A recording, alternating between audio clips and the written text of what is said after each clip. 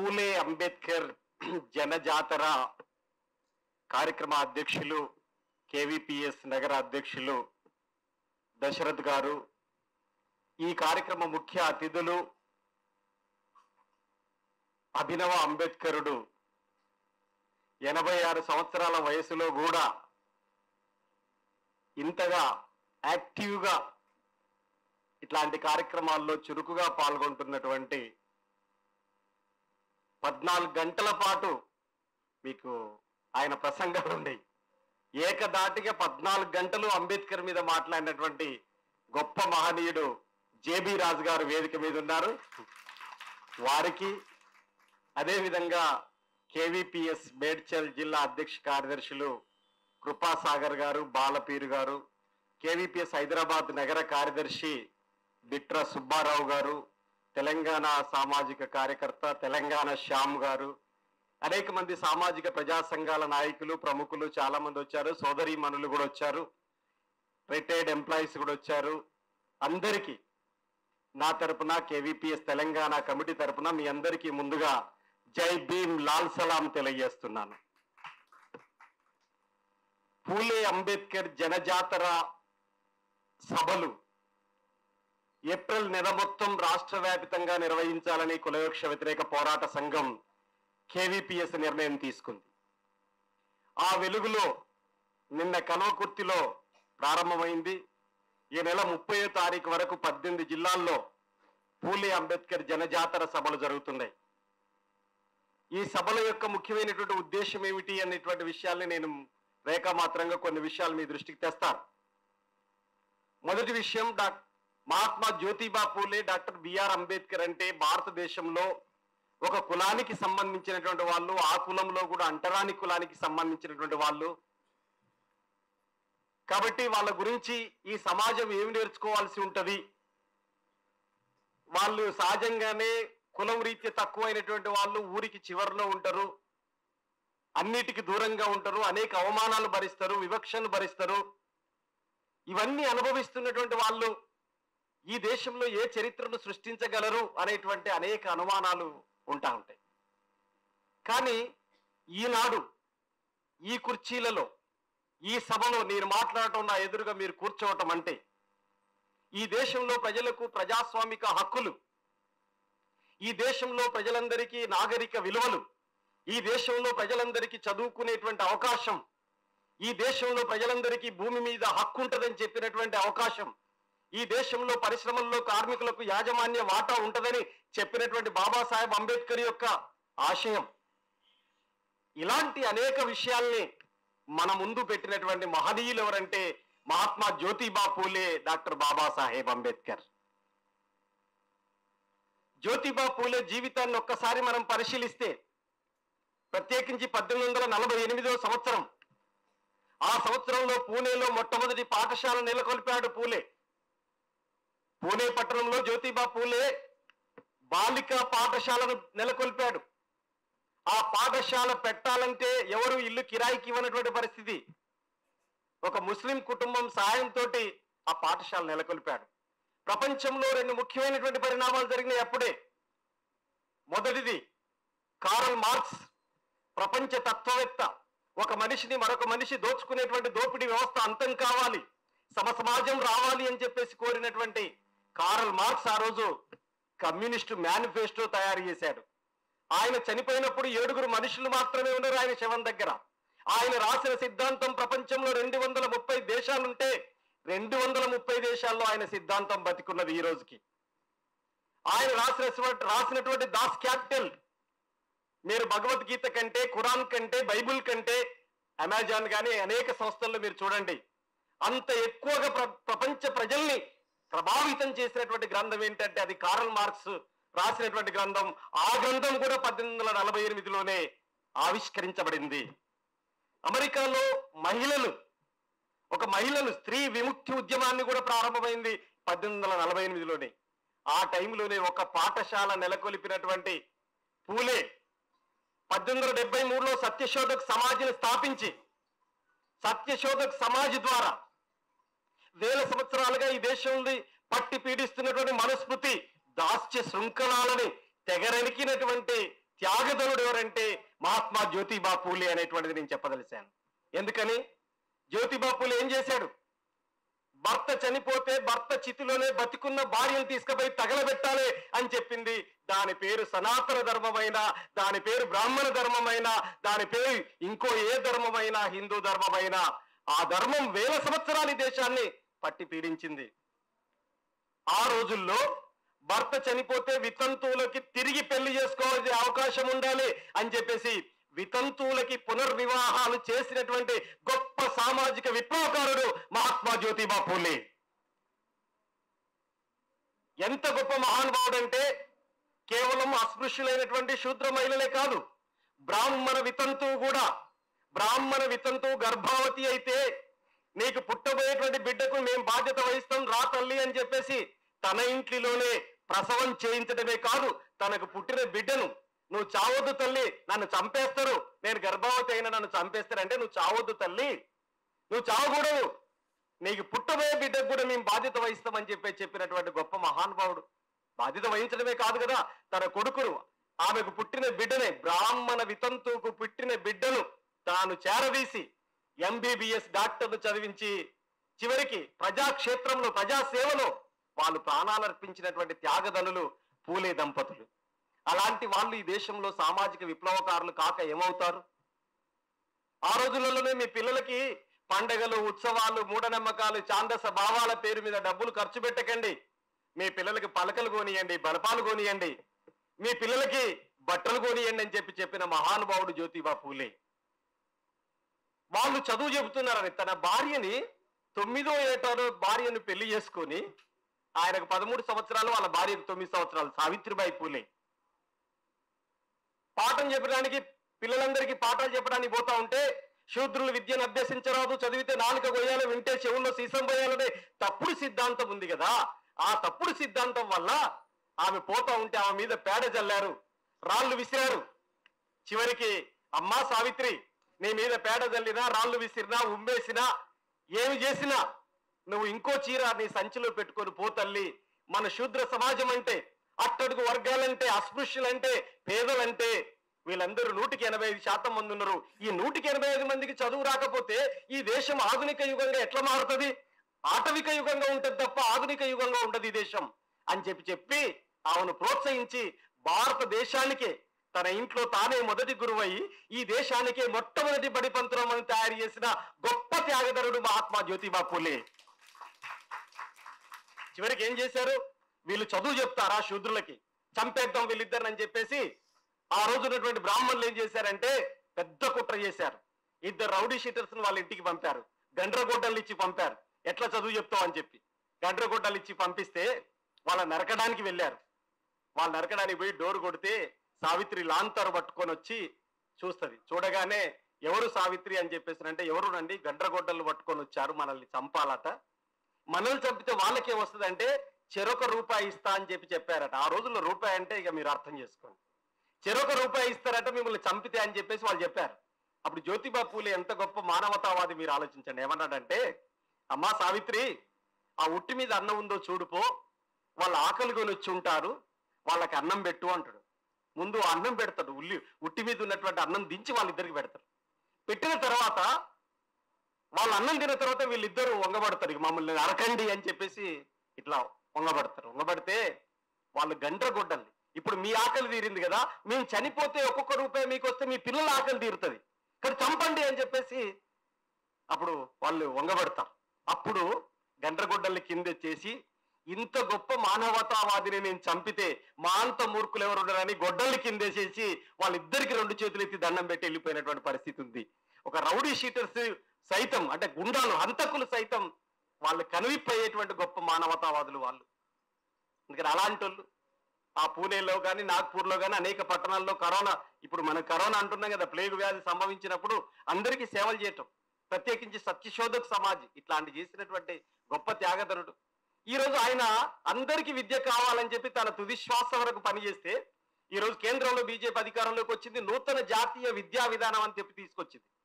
జాతీయ విద్యా విధానం అంటే ఏంటిది? అందరికీ చదువు వస్తుందని చెప్పి కాదు, దాంట్లో రిజర్వేషన్స్ ఉండవు. ఒక దళిత పిల్లవాడు, ఒక ట్రైబల్ పిల్లవాడు, ఒక బలహీన వర్గాల పిల్లవాడు 1వ తరగతిలో 10 మంది జాయిన్ అయితే వాడు యూనివర్సిటీకి వచ్చేసరికి ఒక్కడే మిగులుతున్నాడు. ఆ యూనివర్సిటీ చదువుల్లో కూడా రిజర్వేషన్ లేదంటున్నారు.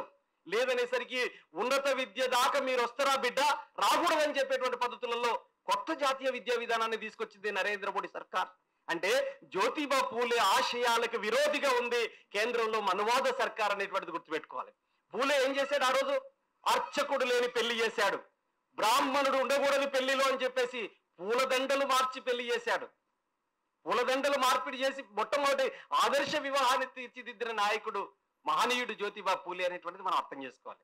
అందుకనే సావిత్రిబాయి పూలే, జ్యోతిబా పూలే లాంటి గొప్ప రిఫార్మర్స్ అంటావా, రెవల్యూషనరీస్ అంటామా, ఇలాంటి వాళ్ళు ఈ దేశానికి ఒక దశను, ఈ దేశం యొక్క ఆధునిక భవిష్యత్తును తీర్చిదిద్దినటువంటి దంపతులు వాళ్ళిద్దరు. అందుకోసం వాళ్ళ గురించి దిశల అన్ని ప్రాంతాల్లో తెలియజెప్పాల్సిన బాధ్యత మనందరిపైన ఉందనేటువంటిది మొట్టమొదటిగా మీ దృష్టికి తీసుకొస్తున్నాను. డాక్టర్ బాబాసాహెబ్ అంబేద్కర్ జీవితంలోకి మీరు వెళ్తే, అంబేద్కర్ అంటే రాజ్యాంగం రాశాడు, రిజర్వేషన్లు ఇచ్చాడు అని చెప్పేటువంటి మాట చాలా మంది అంటుంటారు. చివరికి అంబేద్కర్ని దేవుణ్ణి చేస్తున్న వాళ్ళు కూడా ఉన్నారు. అంబేద్కర్ అంటే మా దేవుడు, మేము గుండె చెప్పుకుంటే ఇట్లా వెళ్తాడని చెప్పేటువంటి వాళ్ళు కూడా ఉన్నారు. ఇటీవలి కాలంలో అంబేద్కర్ జయంతి వేడుకలు చాలా ఘనంగా జరుగుతున్నాయి, సంతోషపడాల్సిందే. కానీ ఏమి జరుగుతుంది? భక్తి ఆరాధన వైపు అంబేద్కర్ని తీసుకెళ్తున్నటువంటి పరిస్థితి ఉంది. అంబేద్కర్ చాలా గొప్ప హేతువాది. తన జీవితంలో ఎప్పుడు కూడా కొబ్బరికాయ కొట్టలేదు, తన జీవితంలో ఎప్పుడు కూడా ఊదికడ్డి ముట్టియలేదు, తన జీవితంలో ఎప్పుడు కూడా ఏ దేవుని అంగీకరించలేదు. ఏమంటాడో తెలుసా? ఇప్పుడు ప్రపంచంలో మొట్టమొదటిగా లెనిన్కి ఎక్కువ విగ్రహాలు ఉన్నాయి, రష్యా విప్లవ నేత లెనిన్కి ఎక్కువ విగ్రహాలు ఉన్నాయి. ఆ తర్వాత డాక్టర్ బాబాసాహెబ్ అంబేద్కర్కి ఎక్కువ విగ్రహాలు ఉన్నాయి. విగ్రహాలు నెలకొల్పుతున్నారు. నేను చాలా సందర్భాల్లో చెప్తున్నా, విగ్రహాలు నెలకొల్పితే మనువాదులకి లాభం, విజ్ఞాన కేంద్రాలు నెలకొల్పితే అంబేద్కర్ వాదులకు లాభం అని చెప్పేటువంటి మాట చెప్పాను. అంబేద్కర్ పూలే సాహిత్యాన్ని ఈ యువతరం మెదళ్ళలోకి ఎక్కించకుండా గల్లీలో ఒక విగ్రహాన్ని నెలకొల్పి ఆ విగ్రహానికి దండలేసే పని, అక్కడే అంబేద్కర్ ఆశయం. అంబేద్కర్ చెప్పిన మాటలకు విరోధమైనటువంటి పనులు చాలా మంది తెలియకుండానే చేస్తున్నారు. కులరహిత సమాజం అనే నా రథాన్ని నాకు ఓపిక ఉంది ఇక్కడ దాకా తీసుకొచ్చాను, మీకు ఓపిక ఉంటే ముందుకు తీసుకెళ్ళండి, మీకు ఓపిక లేకపోతే అక్కడే పెట్టండి, దయచేసి వెనక్కి పట్టుకపోకండి అంటాడు బాబాసాహెబ్ అంబేద్కర్. అంబేద్కర్ ఇంకో మాట ఏమంటాడు? నేను విగ్రహారాధకుణ్ణి కాదు, విగ్రహ విధ్వంసకుణ్ణి అంటాడు బాబాసాహెబ్ అంబేద్కర్. విగ్రహారాధకుణ్ణి నేను కాదు, విగ్రహ విధ్వంసకుణ్ణి అంటాడు. కులం పునాదుల మీద ఒక జాతిని, ఒక నీతిని నిర్మించలేం, కులం పునాదుల్ని కూకటి వేలతో పెకిలించాలంటాడు బాబాసాహెబ్ అంబేద్కర్. ఇంత చక్కటి విషయాలు. అంతేకాదు, అంబేద్కర్ అంటే రాజ్యాంగం రిజర్వేషన్లకే పరిమితం చేస్తేట. ఆయన చనిపోయే ముందు 6 సంవత్సరాల ముందు 1956 డిసెంబర్ 6వ తేదీన డాక్టర్ బాబాసాహెబ్ అంబేద్కర్ పరమపదించాడు. కానీ రాజ్యాంగం రాయటం అనేది ఎప్పుడు ప్రారంభమైంది? అంతకు ముందు ఉన్నటువంటి ఒక 6-7 సంవత్సరాలు, అంత కాకపోతే 10 ఏళ్ళు. 56 ఏళ్లలో 10 ఏళ్ళు తీసేయండి, మిగతా 46 ఏళ్ల జీవితాన్ని లెక్కలోకి తీసుకోకూడదా? మనం ఆయన ఏమేమి పోరాటాలు చేసిండో మనం పరిశీలించుకోవద్దా? వాటన్నిటిని స్ఫూర్తిగా తీసుకోకూడదా? అట్లాంటి పరిస్థితి వచ్చినప్పుడు మీరు చూడండి, అంబేద్కర్ జీవితంలో 3 ముఖ్యమైనటువంటి పోరాటాలు నిర్మించాడు అంబేద్కర్. ఎక్కడ వివక్ష జరిగితే దాన్ని ప్రతిఘటించడమే అంబేద్కర్ యొక్క పోరాటం. అందుకే బాబాసాహెబ్ అంబేద్కర్ ఏమంటాడంటే, ఒక ఆధిపత్యాన్ని ప్రశ్నించకుండా, ఒక దోపిడీని ప్రశ్నించకుండా లొంగిపోతున్నావంటే లొంగిపోయేవాడు బానిస, పోరాడేవాడు వీరుడు అంటాడు బాబాసాహెబ్ అంబేద్కర్. పోరాడితే వీరుడు అవుతావు, లొంగిపోతే బానిసవైతావు అంటాడు. ఇప్పుడు మనం ఆలోచించుకోవాలి, అంబేద్కర్ ఏం చేశాడు? నాసిక్లో కాలారాం దేవాలయ పోరాటం నిర్మించాడు. ఎందుకని? ఆయన జీవితంలో చిన్న వయసులోనే అంబేద్కర్ నడిచి వెళ్తా ఉంటే ఒక ఎడ్ల బండి పోతుంది. ఎడ్ల బండి ఎక్కగానే ప్రపంచంలో మీరు ఏ దేశానికైనా వెళ్ళండి, ఏం బాబు ఎక్కడి నుంచి వచ్చినావు, మీది ఎక్కడా అని అడుగుతారు. ఇండియాలో మొట్టమొదటి మాట మీరు ఏమిటి వాళ్ళు అంటారు. నువ్వు చెప్పిన పదాన్ని బట్టి నేను గౌరవించాలా, అవమానించాలా ఎదుటో డిసైడ్ అవుతాడు. నువ్వు చెప్పిన పదాన్ని బట్టి. ఏం పదం? నువ్వు ఎవరు కొడుకు అంటే పలానా మల్లారెడ్డి కొడుకు అంటే మీరా బాబు రాండి కూర్చోండి అంటాడు. నువ్వు ఎవరు కొడుకు అంటే నేను మల్లయ్య కొడుకు అంటే నువ్వు మల్లిగాని కొడుకు వార పిల్లగా కనపడతలేవేందిరా అంటాడు. మల్లారెడ్డి కొడుకు నల్లగా మొద్దుగా ఉండొచ్చు, కురసగా ఉండొచ్చు, అందవికారంగా కూడా ఉండొచ్చు.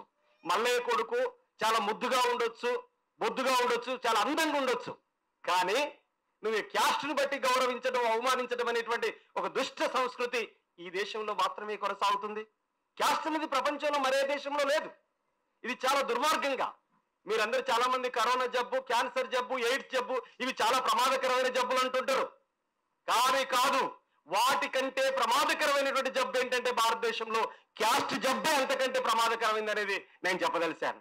ఎందుకంటే కరోనాకి సమానత్వం ఉంది. మీకు తెలుసు కదా, మసీదులో ఉన్న ఇమాం సాబును పొట్టన పెట్టుకుంది కరోనా, పెద్ద చర్చిలో ఉన్నటువంటి ఫాదర్ని పొట్టన పెట్టుకుంది కరోనా, సమానంగా చూసింది.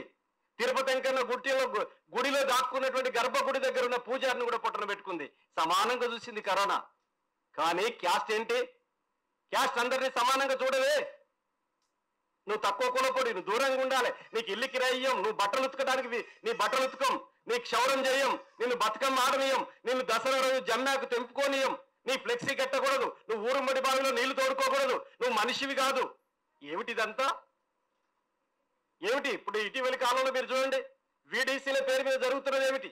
ఇట్లాంటి వివక్ష అనేటువంటిది ఎప్పటి నుంచి కొనసాగుతుంది అనుకుంటున్నారు మీరు? వేల సంవత్సరాలకు ఉంది. ఇంకెక్కడదే కుల వివక్ష అంటరాని తరం అని చెప్పేసి మనం అనుకుంటాం. అందుకని అంబేద్కర్ ఆ బండి ఎక్కగానే వాడు చెప్పాడు, ఏమిటి అనగానే మహర్ అంటాడు. మీరు మనుస్మృతి మొత్తం సిద్ధాంతం లోతుల్లోకి వెళ్తే, అరే కొడుక ఎన్ని తప్పు చెప్పినా కులం తప్పు చెప్పకురా అంటాడు. గొంతు మీద కత్తొచ్చినా చెప్పకంటాడు. కాబట్టి చెప్పాడు, ఏం చెప్పాడు? మహర్ అన్నాడు. మహర్ అనగానే వెంటనే బండి దింపేస్తారు, దింపేసి కట్టెలతో కొడతారు, బండికున్న సన్నగోయలు తీసుకొని కొడతారు. మీరు వెళ్ళిపోండి మా బండి మైలపడ్డదని చెప్పేసి అంటారు. ఇంకో ఇంటికి పోయి ముసలమ్మను మంచినీళ్ళు అడిగితే చెంబుతో నీళ్ళు ఇయ్యగానే మీరు ఏమిటోళ్ళు అని చెప్పేసి అడుగుతారు. పక్కన అన్న మహర్ అనగానే ఆ ముసలిది కట్టెతో కొడుతుంది, ఒక్క చుక్క కూడా నోట్లోకి పోతుంది, కింద పడంగానే వెళ్ళిపోండి అని చెప్పేసి అంటారు. మీరు నడిచిన పాదాల అడుగుల్లో మేము పసుపు నీళ్ళు చల్లాలే, మైలబడ్డది మా వాకిలు అంటారు. ఇంత దారుణం. అక్కడి నుంచి ఒక చెరువు దగ్గర నీళ్లు తాగుదామని పోతారు, దూపు అవుతా ఉంటాయి, దప్పికైతా ఉంటాయి. పోయి ఆ చెరువులో నీళ్లు ముంచుకుందామని పోతే ఆ చెరువు కాపలా ఉన్న వ్యక్తి, మీరు బయట ఉండండి, నేను ముంతతో తీసుకొచ్చి నీళ్లు పోస్తా, మీరు దోసిళ్ళు పట్టండి అంటాడు. బాబాసాహెబ్ అంబేద్కర్ అక్కడ ప్రశ్న అడుగుతాడు, ఏమంటాడంటే, ఆ ఎడ్ల బండి అంటే వాడి సొంతం, ఈ ఇల్లు ఆ ముసల్దాని సొంతం, మరి ఈ చెరువు అందరి సొంతం కదా, ఇక్కడెందుకు వివక్ష పాటిస్తున్నారు? నేను నీళ్లు పోస్తా అని చెప్పి చెరువు మీద కాపలా ఉన్నాయనంటే నేను తాగనంటాడు. ఇక దీనికంటే బెటర్ ఆడ దేవుని గుడి కనిపిస్తుంది, ఆ దేవుని గుడిలో ఏమంటారు చేదబావి ఉంది, దాంట్లో నీళ్లు తోడుకోవచ్చు, దేవుని గుడి అంటే సమానత్వం ఉంటుంది అని చెప్పి అక్కడికి పోతారు. పోగానే ఆ గుడి మెట్ల మీద ఉన్న పూజారి గున్న బయట కురుకొచ్చి, మీరు మహర్ కులస్తులు కాబట్టి మీరు బయట ఉండండి, నేను చేదుకొచ్చి ముంతతోటి మీకు చోతులలో పోస్తా అని చెప్పేసి అంటే బాబాసాహెబ్ అంబేద్కర్ అంగీకరించారు. మీరు చూడండి, ఇప్పుడు అక్కడ గుడిలోకి రానియకపోతే నాసిక్ కాలారాం దేవాలయ పోరాటం నిర్మించింది బాబాసాహెబ్ అంబేద్కర్. ఇక్కడ మహద్ చెరువు మంచినీళ్లు ముట్టుకోనియకపోతే మహిళలందరినీ సమీకరించి, అంతకుముందు ముట్టుకున్నందుకు గాను ఆవు పేడ ఆవు మూత్రం కలిపారు దాంట్లో. అప్పుడే ఆవు పేడ ఆవు మూత్రం కాదు, ఒక సంవత్సరం కిందట కర్ణాటకలో ఒక దళిత మహిళ ఒక వాటర్ ట్యాంక్ దగ్గర పోయి నీళ్లు తిప్పి దూపైతుందని తాగింది. వెంటనే బ్రాహ్మణులు ఆలోచించి, మీరు వాటర్ ట్యాంక్ ముట్టుకున్నారు కాబట్టి ఇది ఖరాబ్ అయిపోయింది అని చెప్పేసి ఆవు పేడ ఆవు మూత్రం దాంట్లో కలిపారు. ఇటీవలి కాలంలో 1 year కూడా కాలే, అక్కడ ఉన్నటువంటి యువతరం, బీసీల్లో ఉన్న యువకులు, ఎస్సీల్లో ఉన్న యువకులు, పేదవాళ్ళు, అభ్యుదయవాదులు అందరూ ఏకమై ఏం చేశారంటే, ఆ ఊర్లో 26 వాటర్ ట్యాంకులు ఉంటే 26 వాటర్ ట్యాంకులు పోయి ముట్టుకొని వచ్చింది. అది ప్రతిఘటన పోరాటం. 26 వాటర్ ట్యాంకులు ముట్టుకున్నారు ఖబర్దారని. ఇక ఇప్పుడు అన్నిట్లో కలిపరా, ఊరు ప్రజలందరూ ఎట్ట తాగుతారో తాగని బిడ్డ అని చెప్పేసి మొత్తం కలిపి వచ్చారు. అంటే వివక్ష అనేటువంటిది అప్పుడే కాదు, ఇప్పుడే కాదు, అప్పుడు దాంట్లో ముంచుకోనియకపోతే వేల సంవత్సరాల ఈ మనుస్మృతి ఎందుకు ఇంత ఇబ్బంది పెడుతుందని చెప్పి దాన్ని చదివి దాన్ని అగ్గిపుల్లకి తగలబెడతాడు. అదే 1927 డిసెంబర్ 25 మహద్ చెరువు మంచినీళ్ళ పోరాటం సందర్భంగా మనుస్మృతిని తగలబెడతాడు బాబాసాహెబ్ అంబేద్కర్. నాసిక్ కాలారాం దేవాలయ పోరాటం చేస్తాడు. ఇప్పుడు కులవివక్ష వ్యతిరేక పోరాట సంఘం దేవాలయ ప్రవేశ పోరాటం చేస్తాడు. చాలా మంది చాలా ప్రశ్నలు ఎవరెత్తుతున్నారు, మీరు కేవీపీఎస్ వాళ్ళు ఇంకా మూఢ విశ్వాసాన్ని పెంచి పోషించేటట్టుగా వ్యవహరిస్తున్నారని. మూఢ విశ్వాసాలు పెంచి పోషించడం కాదు, వివక్ష అంటే ఏమిటి ఇక్కడ చాలా క్లారిటీగా. వివక్షకు ఒక మంచి అర్థం ఏమిటంటే, మొత్తం ప్రజా సమూహం అంతా ఒక చోట ఉన్నటువంటి సందర్భంలో మీరు అర్హులు కాదు అని ఒక భాగాన్ని వేరు చేసేదాన్ని వివక్ష అంటారు. ఊరు ప్రజలందరూ గుడిలోకి వెళ్ళొచ్చాక, మీరు ఇటీవల కాలంలో నారాయణఖేడ్ ప్రాంతంలో ఒక యాత్రలో వెళ్ళినప్పుడు ఒక దళిత మహిళ, ఒక మాదిగ తల్లి కొబ్బరికాయ పట్టుకొని పోతుంది. ఆమె వెనకాల నేను పడిపోయినా. పోతే ఏంటమ్మా కొబ్బరికాయ దేవుని కొట్టబోతున్నావు అంటే అవునన్నది. అవునని కొంచెం దూరం పోయిన తర్వాత ఒక ముదిరాజు కుటుంబంలో పుట్టిన ఒక తల్లికి ఆ కొబ్బరికాయ ఇచ్చింది. ఎందుకు ఇచ్చినావమ్మ, నువ్వు కొడతా అని పోయినావు కదా, ఆమెకి ఎందుకు ఇచ్చినావు అంటే ఆమె ఏం చెప్పిందంటే, అయ్యా నేను కొడితే గనవ యువతల కొట్టాలి, ఆమె కొడితే గనవ లోపల కొడుతుంది, గర్భగుడి దగ్గర కొడుతుంది కాబట్టి అని చెప్పేసి కొబ్బరికాయ ఇచ్చింది అన్నది. కొట్టడానికి వీల్లేదు పరిస్థితి.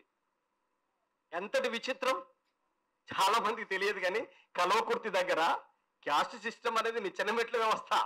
ఒంగూరు మండలంలో సాకలి గుడిసెలని ఒక ఊరు ఉంటుంది. ఎంతటి విచిత్రం అంటే ఆ ఊరు పేరే సాకలి గుడిసెలు. ఆ ఊర్లో చాకలు మాదిగొళ్ళు ఉంటారు ఎక్కువ. ఆ చాకళ్ళు మాదిగల్ని గుడిలోకి రానియరు, ఈ రోజుకి రానియరు. పాపం వాళ్ళు పేదవాళ్ళే, వాళ్ళకేమో ఆస్తులు అంతస్తులు లేవు.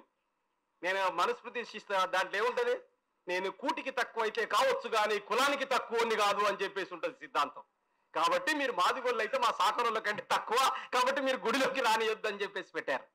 చూడడానికి ఎట్లుంటది అది. అందుకని వివక్ష అనేటువంటిది ఆ రూపంలో కొనసాగుతుంది, ఈ రోజుకి కొనసాగుతుంది. గుడిలోకి రానియరు, చాలా చోట్ల రానియట్లే. కాబట్టి నేనేమంటున్నానంటే గుడి ప్రవేశం చేసేటువంటిది వివక్ష వ్యతిరేక పోరాటం. ఇది అణచివేతకు వ్యతిరేకంగా పోరాటం, ఇది అవమానానికి జరుగుతున్న పోరాటం, దానిపైన సాగుతున్నటువంటి పోరాటం తప్ప మరొకటి కాదు అనేటువంటిది చెప్పదలిశాను. బాబాసాహెబ్ అంబేద్కర్ రిలవెన్స్ ఏమిటి ఇప్పుడు అని చెప్పేసినంటే, అంబేద్కర్ భారత రాజ్యాంగం కంటే ముందు ముఖ్యమైనటువంటి పుస్తకాలు రాశాడు. ఒకటి రాష్ట్రాలు మైనారిటీలు అనేటువంటి పుస్తకం రాశాడు.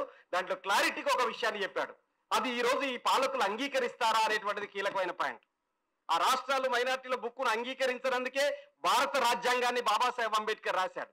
ఈ రాజ్యాంగాన్ని కూడా అమలు చేస్తారో లేదో నాకు తెలియదు అంటాడు అంబేద్కర్.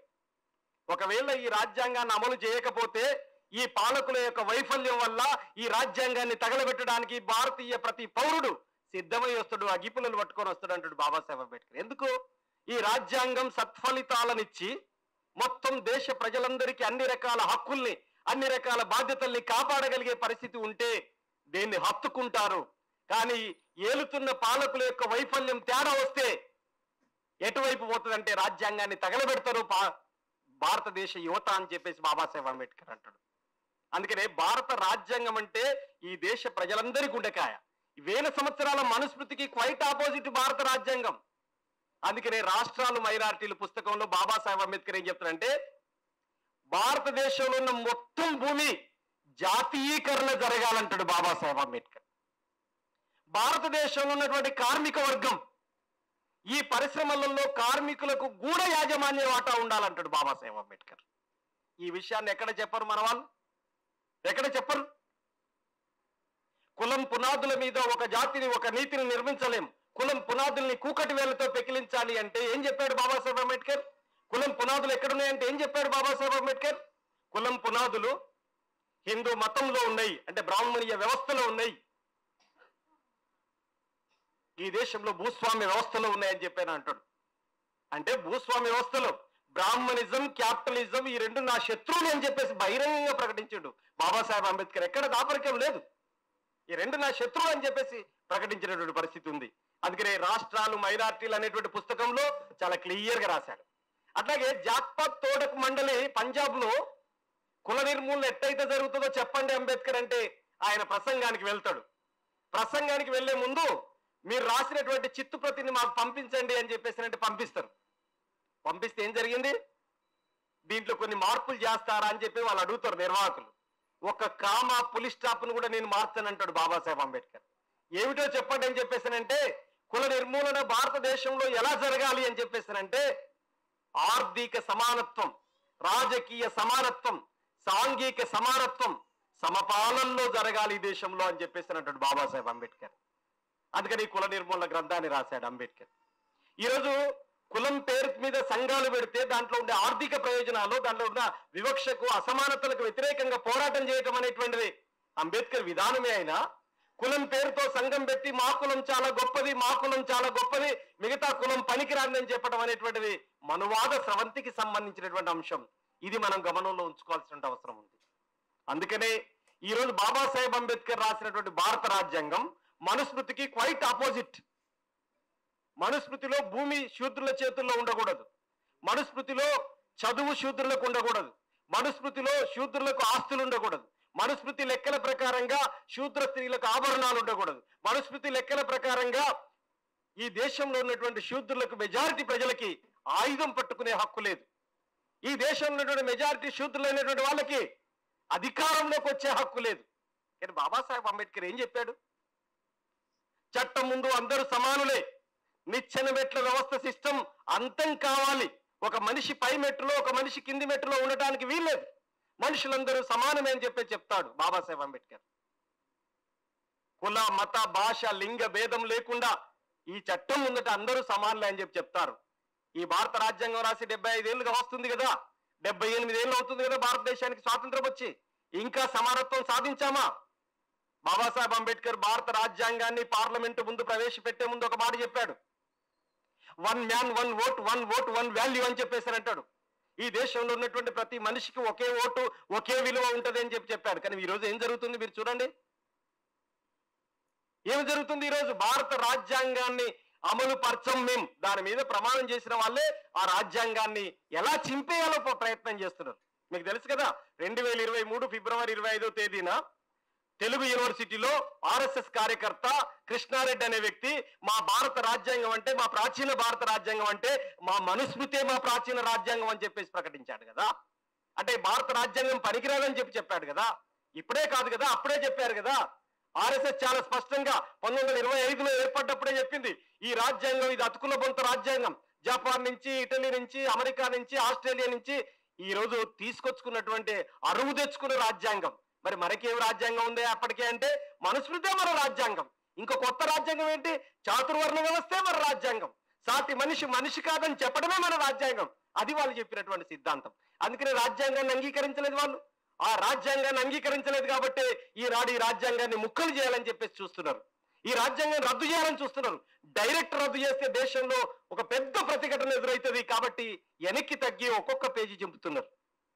మన ఇంటి ముందు పందిరేస్తే 4 గుంజలు బాత్తాం. భారత రాజ్యానికి కూడా, రాజ్యాంగానికి కూడా 4 మూల స్తంభాలు ఉన్నాయి. 4. ఈ దేశంలో ప్రజాస్వామ్యం ఒక మూల స్తంభం, ఈ దేశంలో ఫెడరలిజం ఒక మూల స్తంభం, ఈ దేశంలో సెక్యులరిజం ఒక మూల స్తంభం, ఈ దేశంలో సామాజిక న్యాయం అనేది కూడా ఒక మూల స్తంభం. ఈ 4 ఒకేసారి లేపేస్తున్నటువంటి పరిస్థితి ఉంది. ఎంత బరిదగించి మాట్లాడుతున్నారు మీరు ఆలోచించండి. ప్రతి మనిషికి ఒక గుండె ఉంటది, కానీ భారతదేశ ప్రజలందరికీ కలిపి ఉన్న ఒక గుండెకాయ ఉంది, అదే భారత రాజ్యాంగం. భారతదేశ ప్రజలందరి గుండెకాయ భారత రాజ్యాంగం. ఈ రాజ్యాంగం గురించి ఏమేమి మాట్లాడుతున్నారు? అనంత్ కుమార్ హెగ్డే ఏం మాట్లాడండి? కర్ణాటక మంత్రి 400 సీట్లు ఇవ్వని బాజాప్తా భారత రాజ్యాంగాన్ని రద్దు చేస్తా అన్నాడు. ధర్మపురి అరవింద్ ఏం మాట్లాడండి? భారత రాజ్యాంగాన్ని రద్దు చేసి తీరుతాం, సెక్యులర్ ఉండటానికి వీలేదు, సోషలిజం పదం ఉండటానికి వీలేదని చెప్పడం అనేటువంటి జరిగింది. అందుకనే ఈ రోజు ఈ రాజ్యాంగాన్ని నిలబెట్టుకునేటువంటి ప్రయత్నం చేయాలి. ఈ రాజ్యాంగాన్ని నిలబెట్టుకోకపోతే భవిష్యత్తు ఏమిటి? మనకి మళ్ళీ తిరిగి మధ్యయుగాల కాలంలోకి వెళ్లాల్సి వస్తుంది. మనకు భవిష్యత్తు లేదు, బ్రతుకు లేదు. అందుకనే ఈ రాజ్యాంగం అనేక హక్కులు కల్పించినటువంటి రాజ్యాంగం కాబట్టి ఈరోజు ప్రభుత్వ రంగం అంతా కూడా సర్వనాశనం అయిపోతుంది. మనందరికీ చాలా మంది అనుకుంటారు, హైదరాబాద్ లో ఒక 3 ప్రభుత్వ పాఠశాలలు ఉంటే 30 ప్రైవేట్ పాఠశాలలు అయినాయి. ఒక్కొక్క జిల్లాలో అయితే పెరుగుతూ పోతున్నాయి. ఇప్పుడు 85% ప్రైవేట్ రంగం చేరింది, 15% కాడ ప్రభుత్వ రంగం ఉంది. ఇంతకుముందు దీనికి క్వైట్ ఆపోజిట్, 15% ప్రైవేట్ ఉంటే 85% ప్రభుత్వం ఉండేది. ఇది మారింది. ప్రైవేట్ రంగంలో రిజర్వేషన్స్ ఉండవు. చిన్న ఎగ్జాంపుల్ చెప్తా ప్రభుత్వ రంగానికి ప్రైవేట్ రంగానికి. ఈ హైదరాబాద్ నుంచి ఇబ్రహీంపట్నం మనం పోవాలనుకోండి, ఒక టాటా ఏసీ అక్కడే ఉంది, ఒక ఆర్టీసీ బస్సు అక్కడే ఉంది. ఆర్టీసీ బస్సు ఎక్కండి, దాంట్లో ఉండే కండక్టర్ కు డ్రైవర్ కి ఎన్ని హక్కులు ఉంటాయో దాంట్లో ఎక్కిన ప్యాసింజర్ కి అంత హక్కులు ఉంటాయి, గుర్తుపెట్టుకోండి. ఇంకా 5గురు ఎక్కారు కదా పోనీ అని చెప్పి మీరు ఆర్టీసీ డ్రైవర్ అనండి, పోనిస్తా ఆగమ్మా అని చెప్పానంటాడు. టైం అవుతుంది పోనిస్తా అంటాడు. కానీ ఒక టాటా ఏసీ ఎక్కండి, ఒక 5గురు ఎక్కి పోనీయండి అంటే ఆయన ఏమంటాడంటే మిగతా 10 మంది పైసలు నువ్వు ఇస్తావా అంటాడు. అంటే టాటా ఏసీ అంటే వ్యక్తి ఆస్తి, ఆర్టీసీ బస్ అంటే ప్రజలందరి ఆస్తి. ఈ రోజు ప్రభుత్వ రంగాన్నంతా ప్రజలందరి ఆస్తిని ఒక వ్యక్తి చేతుల్లో పెట్టడానికి నరేంద్ర మోడీ సర్కార్ ప్రయత్నాలు చేస్తుంది. అందుకనే ఈ రాజ్యాంగాన్ని కాపాడుకోకపోతే భారతదేశానికి భవిష్యత్తు లేదు. ఈ రాజ్యాంగాన్ని కాపాడుకోకపోతే మనకు హక్కులు ఉండవు. ఈరోజు 8 గంటల పని విధానాన్ని 12 గంటలకు పెంచుతున్నటువంటి పరిస్థితిని కూడా మీరు చూస్తున్నారు కదా. ఉత్తరప్రదేశ్లో అదే జరిగింది కదా. ఇక ఇది పోగా దళితుల మీద ఎన్ని దాడులు జరుగుతున్నాయి మీరు చూశారు కదా. ఉత్తరప్రదేశ్ బీజేపీ పాలిత రాష్ట్రం, గుజరాత్ బీజేపీ పాలిత రాష్ట్రం. బీజేపీ పాలిత రాష్ట్రాల్లోనే దళితులకు ఏమాత్రం రక్షణ లేనటువంటి పరిస్థితి ఉంది. 300 రెట్లు దాడులు, దౌర్జన్యాలు పెరిగినాయి దళితుల మీద. ఎందుకు జరుగుతున్నాయి ఇవన్నీ? ఎందుకు జరుగుతున్నాయంటే ఏదన్నా చిన్న విషయం వస్తే దాన్ని హిందూ ముస్లిం పంచాయతీగా మార్చేస్తున్నారు. ఇప్పుడు మీరు చూడండి, తెలంగాణలో 120, ఇంతకుముందు దశరథ్ గారు చెప్పారు, 128 కుల దురహంకార హత్యలు జరిగితే ఒక ముస్లిం ఒక హిందువును చంపింది ఒకే ఒక్క ఘటన. సరూర్ నగర్ దగ్గర జరిగినటువంటి ఘటన. అది నాగరాజు అనేటువంటి ఎస్సీ అబ్బాయిని ముస్లింలు చంపారు. ఈ ఒక్కప్పుడు తప్ప మిగతా ఏ సందర్భంలో బీజేపీ వాళ్ళు ప్రశ్నించలేదు. రీసెంట్ గా ఇక్కడ నిడమనూరు అని నల్గొండ జిల్లా ఉంది. ఒక రెడ్డి కులంలో పుట్టినటువంటి కుక్కల జాన్ రెడ్డి అనేటువంటి వ్యక్తి నిమ్స్ లో GNM గా పనిచేసి నెలకు 50,000 రూపాయలు జీతం పొందుతున్నటువంటి మల్లేశ్వరి అనేటువంటి ఒక దళిత బిడ్డ, ఆ బిడ్డతోటి 7 సంవత్సరాలు అన్యోన్యంగా కలిసి ఒకే రూమ్ లో ఉన్నారు. భార్యాభర్తల్లాగా కలిసి ఉన్నారు. పెళ్లి చేసుకోమనే టైం వచ్చేసరికి ఈమె అమ్మాయికి తెలియకుండానే ఇంకో పెళ్లి చేసుకున్నాడు రెడ్డోళ్ళ అమ్మాయిని. శారీరక సంపర్కానికి ఉపయోగపడ్డ దళిత మహిళ వివాహ సంబంధానికి ఎందుకు ఉపయోగపడదు? వాళ్ళేం ముస్లింలు కాదే, అమ్మాయి హిందువు. ఈ రెడ్డి ఎవరు? హిందువే. ఒక అగ్రకుల హిందువు కింది కుల హిందువును ప్రేమించి పెళ్లి చేసుకోమని అడిగినందుకు చచ్చిపోయింది అమ్మాయి. ఇంత అవస్థ పెట్టింది కదా నన్ను. నా 4 లక్షల రూపాయలు తీసుకున్నాడు, నన్ను పెళ్లి చేసుకోని అన్నాడు. 7 సంవత్సరాలు నేను భార్యలాగున్నా, ఇప్పుడు నేను ఈయనతోటి ఉంటే నాకు ఇంకెవడు పిల్లగాడు వస్తాడు నాకు అని చెప్పేసి మందు తాగి చనిపోయింది. పురుగుల మందు తాగి చనిపోయింది GNM నర్స్. ఇప్పుడు చెప్పండి, ఏ ముస్లిం ఏ హిందువును చంపాడండి? ఇప్పుడు ఏ క్రైస్తవుడు ఏ హిందువును చంపాడండి? ఇప్పుడు మీరు చెప్పాలి కదా. మనం 128 హత్యలు. మంతని మధుకర్ను చంపింది ఎవరు? పెరుమాళ్ళ ప్రణయ్ని చంపింది ఎవరు? ముస్లింలా క్రైస్తవులా ఎవరండి? ఈ 128 హత్యలు ఎవరు చంపారు? చాలా సందర్భాల్లో అక్కడక్కడ అంటున్నారు. కుల దురహంకార హత్యలన్నీ కూడా ఈరోజు వాటన్నిటిని పరిశీలిస్తే 2 రకాల అంశాలు కనిపిస్తున్నాయి. ఒకటి సామాజిక అణచివేత, మరొక వైపున ఆర్థికంగా ఆధిపత్యం చెలాయిస్తున్నటువంటి కులాల కింది వాళ్ళని చంపేస్తున్నారు. పెరుమాళ్ళ ప్రణయ్ అయినా, అంబోజీ నరేష్ అయినా, ఇలాంటి అన్ని చూస్తే కూడా మనం చూడొచ్చు. అందుకని రాష్ట్రంలో జోగిని వ్యవస్థ అమలవుతున్నది ఎవరి మీద అంటే దళితుల మీదనే. రాష్ట్రంలో వీడీసీలు బహిష్కరిస్తున్నట్టు ఎవరినంటే దళితుల మీదనే.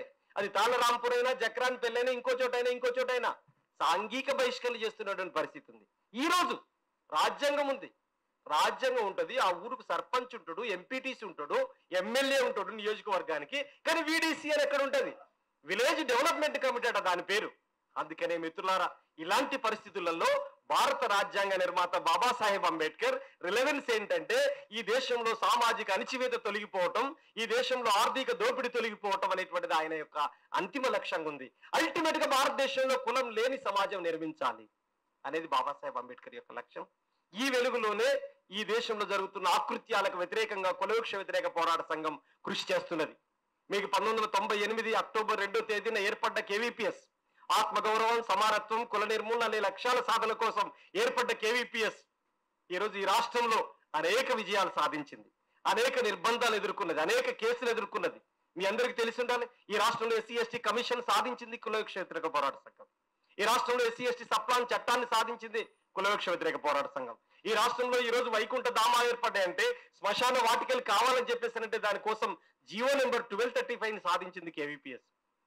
ఈ రోజు దళితులకు ఉచితంగా 200 యూనిట్ల ఉచిత కరెంట్ వస్తుందంటే అంతకు ముందే KVPS పోరాడి 342 జీవోను సాధించింది. 342 జీవో 101 యూనిట్ల వరకు.